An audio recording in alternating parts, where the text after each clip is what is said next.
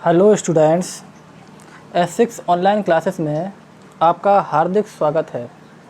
आजकल हम class 12th physics chapter 1 वैद्युत आवेश एवं क्षेत्र के बारे में चर्चा कर रहे हैं और लास्ट लेक्चर में हमने आवेशन के प्रकार के बारे में जानकारी की थी कि आवेशन के प्रकार क्या होते हैं। चलो मैं फिर से बता देता हूँ कि आवेशन का मतलब क्या होता है। आवेशन का मतलब होता है कि हमारे पास कोई भी अनावेशित वस्तु है। अनावेशित वस्तु का मतलब कि उस पर बिल्कुल भी आवेश उपस्थित नहीं है और उस वस्तु को हमें आवेश देना है। तो आवेश देने के लिए कुछ आवेशन के प्रकार होते हैं, तो उन प्रकार के बारे में हम चर्चा कर रहे थे। तो आवेशन के प्रकार 3 प्रकार के होते हैं। पिछले लेक्चर में हमने जाना था नंबर 1 घर्षण द्वारा, नंबर 2 चालन द्वारा और नंबर 3 होता है प्रेरण द्वारा। नंबर 3 कौन होता है? प्रेरण द्वारा। तो नंबर 1 वाला हम जानकारी कर चुके थे और नंबर 2 वाला हम जानकारी कर चुके थे। दोबारा हम रिकॉल करते हैं।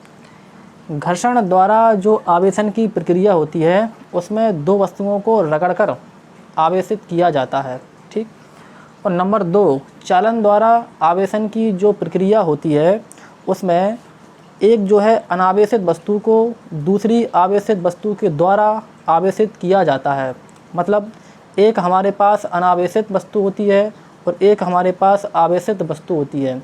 तो अनावेशित वस्तु को आवेशित वस्तु से स्पर्श कराकर मतलब संपर्क कराकर आवेशित किया जाता है।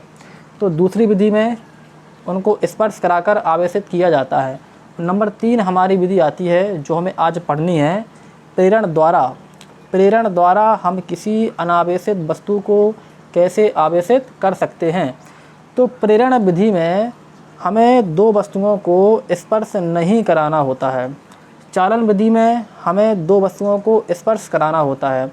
उसमें एक वस्तु हमारी अनावेशित होती है और दूसरी वस्तु हमारी आवेशित होती है। सेम कंडीशन यहाँ पर भी होती है कि यहाँ पर भी एक वस्तु हमारे पास अनावेशित होती है जिसे हमें चार्ज करना होता है और दूसरी वस्तु हमारी आवेशित होती है जो पहले से आवेशित होती है। तो प्रेरण द्वारा प्रक्रिया में 2 वस्तुओं को हमें संपर्क नहीं करना है।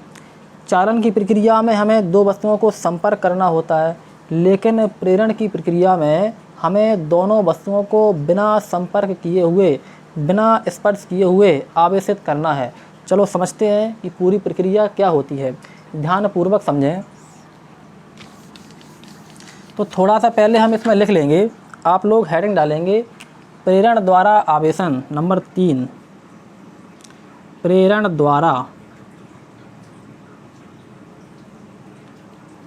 द्वारा कॉपी में हेडिंग डालेंगे नंबर 3 प्रेरण द्वारा।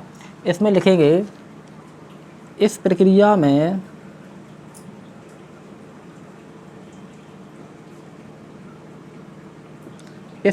में अनावेशित वस्तु को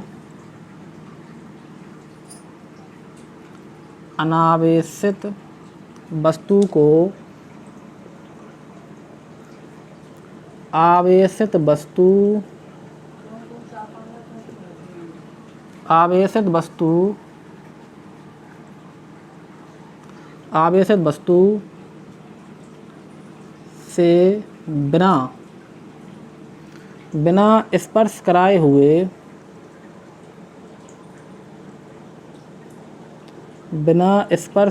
हुए आवेशित किया जाता है। थोड़ा मैं कैमरा चेक कर लूँ।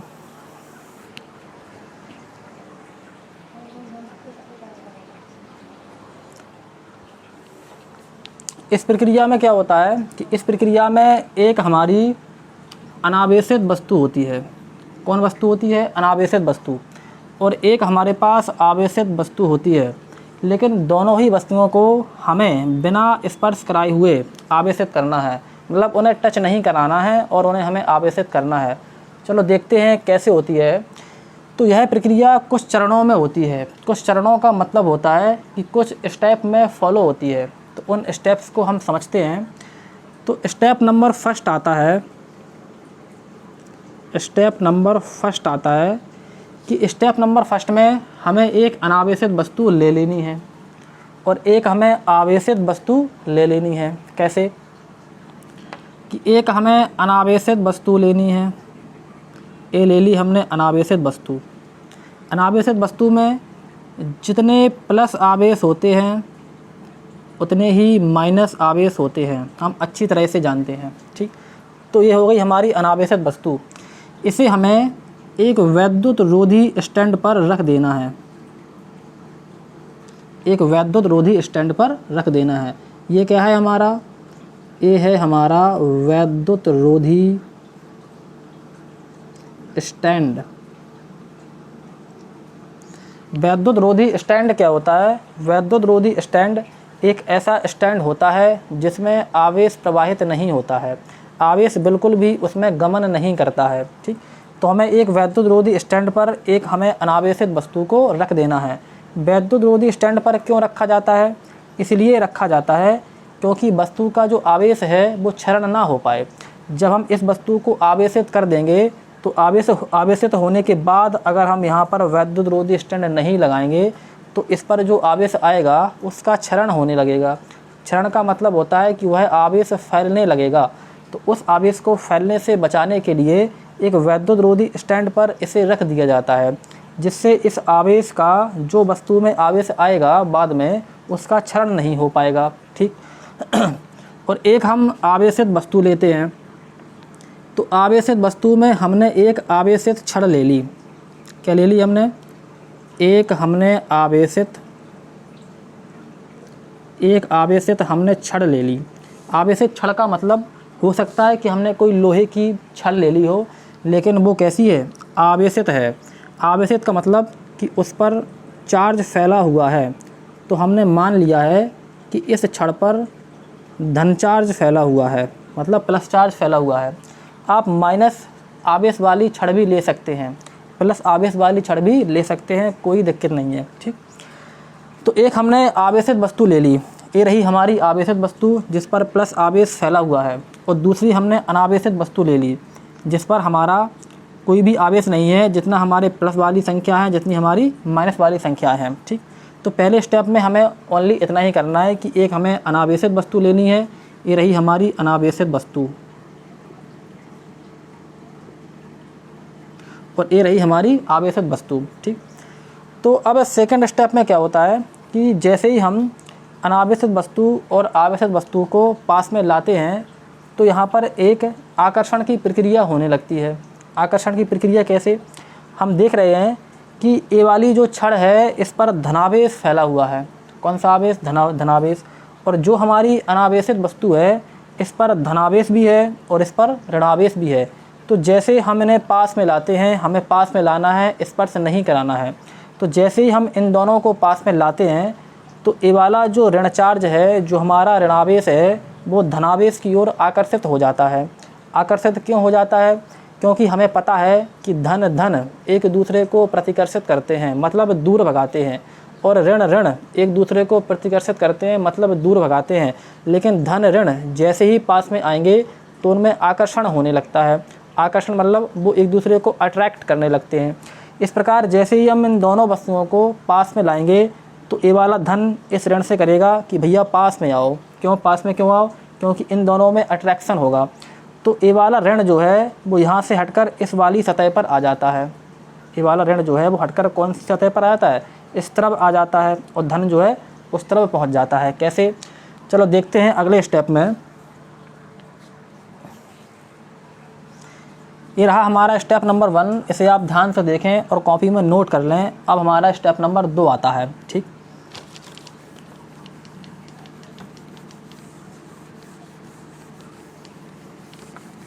ध्यानपूर्वक समझें।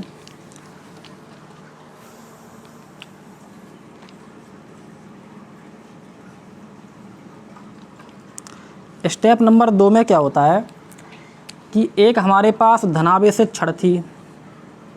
कैसी छड़ थी? आवेशित, मतलब थी कैसी? धनावेशित। और एक हमारे पास उदासीन वस्तु थी। उदासीन वस्तु पर क्या था कि जितना जो है धनावेश था उतना ही ऋणावेश था, और ये एक वैद्युत रोधी स्टैंड पर रखी हुई थी। ठीक, तो जैसे ही हम इन्हें पास में लाएंगे तो ये वाला ऋण जो है वो इस तरफ जो है आकर्षित हो जाएगा। ठीक, तो किस प्रकार से? ये वाला जो ऋण है वो इस सिरे पर आ जाएगा। क्यों आ जाएगा? क्योंकि जो है धन से आकर्षित हो जाएगा। और जो वाला यहाँ पर प्लस था, जो इस साइड हमारा प्लस था, वो इस धन चार्ज से प्रतिकर्षित हो जाएगा, क्योंकि ए भी हमारा प्लस है और इस तरफ जो हमारा आवेश था वो भी हमारा प्लस है। तो प्लस प्लस से कहेगा भैया आप दूर जाएं, क्योंकि उनमें प्रतिकर्षण होता है। तो प्रतिकर्षण होने की वजह से ए वाला आवेश हमारा इस सतह पर पहुंच जाएगा। कहाँ पर? यहाँ से हटकर इस सतह पर जो है पहुंच जाएगा, इस प्रकार से। ठीक, तो दूसरी स्टेप में हमारी इतनी प्रक्रिया होती है कि सेकंड स्टेप में हमारा जो ऋण चार्ज होता है वो आकर्षण के कारण इस सतह पर आ जाता है, और हमारा धन चार्ज जो है वो प्रतिकर्षण के कारण उस वाली सतह पर आ जाता है। तो अब नंबर 3 स्टेप समझते हैं। Step number 3। स्टेप नंबर 3 में हम अनावेशित वस्तु को भू संपर्कन करा देते हैं। जो हमारी अनावेशित वस्तु है, ध्यान से सुनेंगे, जो हमारी अनावेशित वस्तु है, इस अनावेशित वस्तु के धन सिरे को, कौन सिरे को? इसमें 2 सिरे बन गए हैं। एक सिरा हमारा ऋण बन गया है और एक सिरा हमारा धन बन गया है। तो नंबर 3 स्टेप में हम अनावेशित वस्तु के धन सिरे को पृथ्वी से जोड़ देते हैं। किससे जोड़ देते हैं? पृथ्वी से। तो पृथ्वी से जोड़ने को कहा जाता है भू संपर्कन करना, क्योंकि भू माने होता है पृथ्वी। तो इसके धन सिरे को हम पृथ्वी से जोड़ देते हैं। कैसे? देखते हैं। ये रही हमारी धन छड़। ये हमारी कौन सी छड़ है? ये हमारी है धन छड़। ठीक, अब इस वाली जो है हमारी अनावेशित वस्तु है, इस अनावेशित वस्तु के धन वाले सिरे को हम पृथ्वी से जोड़ देंगे।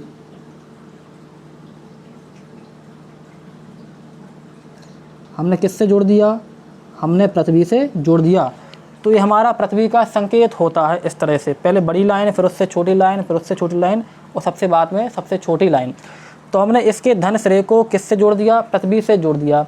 अब होता क्या है कि जैसे ही हम पृथ्वी से जोड़ेंगे तो पृथ्वी पर ऋणावेश भरा होता है। पृथ्वी के अंदर क्या भरा होता है? पृथ्वी के अंदर ऋणावेश जो है अधिक संख्या में भरा होता है। तो पृथ्वी के अंदर ऋणावेश भरे होने के कारण जैसे ही हम इसे पृथ्वी से जोड़ेंगे तो पृथ्वी के अंदर से ऋणावेश इस प्रकार से आएगा, इस प्रकार से आएगा, और किस सतह पर आ जाएगा? जिस सतह पर हमारा धनावेश फैला हुआ है उसी सतह पर पृथ्वी के अंदर से ऋणावेश आएगा और यहाँ पर आकर आने लगेगा। और जैसे ही यहाँ पर ऋणावेश आएगा हमारी धन सतह पर, तो हमारे धन और जो ऋण है वो आपस में मिल जाएंगे।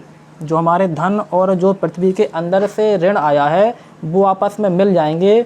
और जैसे ही धन ऋण मिलेंगे तो हमें पता है कि जब एक धन ऋण से मिलता है तो वो दोनों एक दूसरे को कैंसिल कर देते हैं। तो होगा का दोबारा सुनेंगे कि नंबर 3 स्टेप में हम अपनी जो अनावेशित वस्तु है, जो हमारी अनावेशित वस्तु है, उस अनावेशित वस्तु के धन वाले सिरे को पृथ्वी से जोड़ देंगे, मतलब भू संपर्कित कर देंगे। और होता क्या है कि पृथ्वी के अंदर ऋणावेश बहुत अधिक संख्या में भरा होता है। ठीक है, तो पृथ्वी के अंदर से ऋणावेश जो है वो धीरे धीरे आएगा और इस प्लस के पास आ जाएगा। और जैसे ही ऋणावेश इस प्लस के पास आ जाएगा तो धन ऋण आपस में मिलकर एक दूसरे को कैंसिल कर देंगे। तो इस वाली जो हमारी सतह है, इस वाली सतह है, इससे धनावेश जो है वो हट जाएगा। क्यों हट जाएगा? क्योंकि पृथ्वी के अंदर से ऋणावेश आएगा और इस धनावेश को धनावेश से मिलकर कैंसिल कर देगा। तो इस साइड क्या है? इस साइड हमारा जो प्लस फैला हुआ है, ए प्लस हमारा ख़त्म हो जाएगा। क्यों हो जाएगा? क्योंकि पृथ्वी के अंदर से ऋणावेश आएगा और इस वाले प्लस से मिलकर निरस्त कर देगा। निरस्त मतलब उसे उदासीन कर देगा। ठीक है, जब उदासीन कर देगा तो इस प्रकार से जो है प्रक्रिया बनेगी कि इस साइड हमारा कोई भी आवेश नहीं बचेगा और इस साइड हमारा ऋणावेश बचेगा। ठीक, तो 3rd स्टेप में हमें इतना करना है।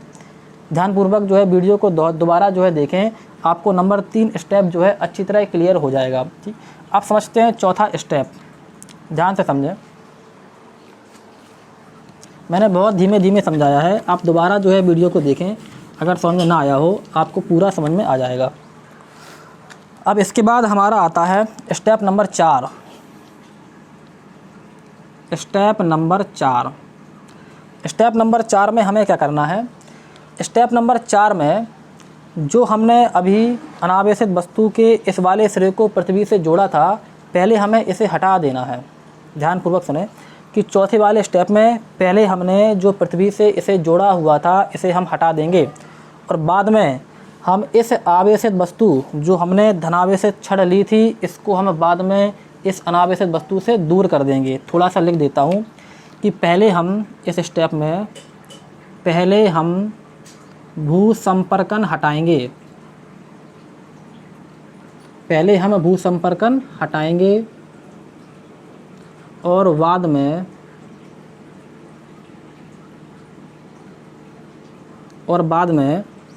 धनावेशित छड़ को